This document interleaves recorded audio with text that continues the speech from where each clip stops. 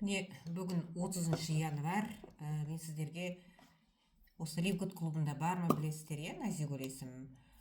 Осы Ливгуд клубының продукциясын ішем 1,5 жыл болды. Енді мен біраз күн болды инсулин салмай жүрмін. Инсулин бітіп қалды. Сон негізі бұрын 12 салатынмын, қазір 8 салып жүргем. Енді бір апта болды мен инсулин салған жоқпын. Біздің Ливгуд клубының продукциясынан CBD масло тамызып жүрмін, және де тілім астына 0,25. Және де кешке магний ғана ішіп жүрмін. Мен қантымды өлшемей жүргем неше күн болды, қорқып, может көтеріліп кеткен шығар, инсулин салған жоқпын деп. Кеше түнде қонақтан келдім. Ылғи шашлықтар жедік, куриный ет, пицца, ылғи сондай тамақтар жеп келдім. Және де үйге келіп, сол тойдан келген сарқыт бір кусок торт алып кеп, торт жедім шаймен. Түнгі сағат 2-нің кезінде.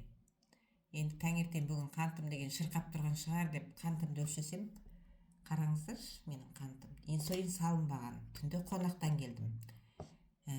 Где-то 6,5 сағат ұйқы. Міне жаңа оянып отырмын. Қазір міне мен қантымды тексеремін, қараңыздар.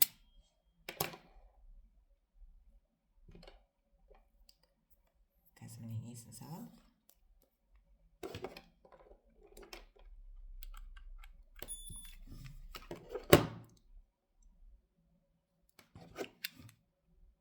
Менің қантым бұрын 12 болатын, білесіздер, инсулин салып жүргеннің өзінде.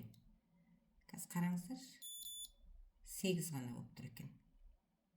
Керемет емес пен ол. Мен деген қантым қазір бір 10-15 болып тұр. Жоқ дегенде 10 болып тұр, әйтпесе 15 болып тұр деп тұрғам. Мен 6,5 сағат қана ұйықтадым. Түнде торт жедім. Түнде кеше тойып келдік неше түрлі тамақтарға, ойлаңыз. Вот осындай менде. Мен Ливгуд клубының қазір CBD маслосын тамызып жүрмін, бір-ақ рет күніне. Және де магний ішіп жүрмін, болды.